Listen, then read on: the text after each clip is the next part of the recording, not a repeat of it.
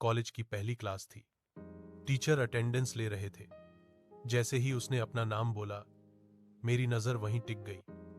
आवाज साधारण थी, मगर असर गहरा। उस दिन समझ आया कि कुछ नाम सीधे दिल में लिखे जाते हैं। धीरे धीरे ग्रुप प्रोजेक्ट, नोट्स और कैंपस की मुलाकातें बढ़ती गईं। बातें कम थीं, एहसास ज्यादा।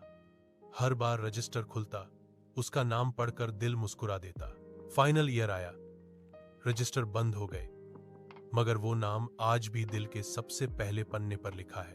कॉलेज का प्यार कभी मिटता नहीं, बस यादों में सहेज लिया जाता।